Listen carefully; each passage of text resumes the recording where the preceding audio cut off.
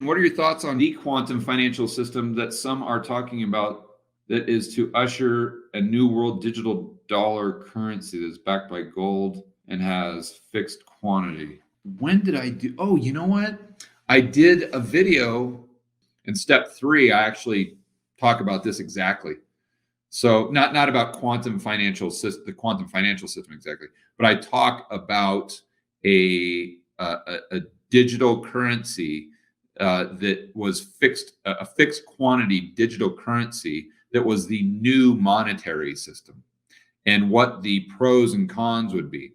Um, and there are cons. There are definitely cons there. You're not going to be able to expand the money supply at a rate which would be optimal for economic growth, assuming we're in the same economic environment that we were in the late 1800s, where you had very little regulation, very little government, very low taxes. If we could somehow wave a magic wand to get back to that area, then you would have suboptimal growth. Short term, that's key. And that's what I went over. That's one of the things I went over in the video is I think long term, you'd have the same amount of growth, but it would just be more slow, more gradual, where if you allow the money supply to expand, let's say you've got a fractional reserve system that's tied to this digital dollar that has a fixed quantity, then you're allowing for the money supply to expand. But I think if you allow for the money supply to expand, you're going to have a boom bust cycle.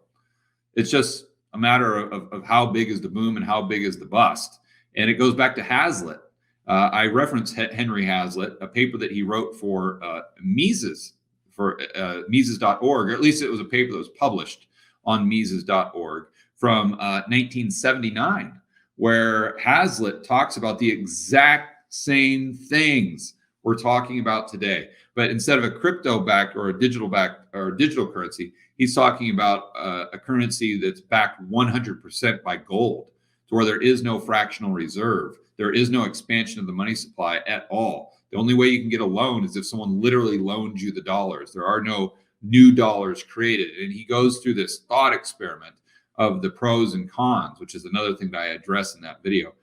And I think that obviously the benefit to the fractional reserve system is it can expand, and it can expand with the economy or the needs of the economy.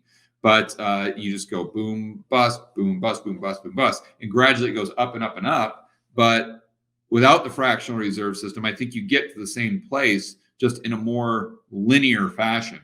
And Hazlitt's argument was the problem with the fractional reserve system, that it leading to these booms and busts, wasn't necessarily that it leads to the booms and busts, but over time, these booms and busts get bigger. And the socialists and the communists blame these booms and busts on capitalism. Sound familiar? Sounds very familiar to me. And the interesting thing is this was something that was written by Hazlitt back in 1979. And we see it playing out today, right in front of our eyes. So there's pros and cons there, but I don't know. You'll have to watch my video to see the conclusion. We'll leave it at that.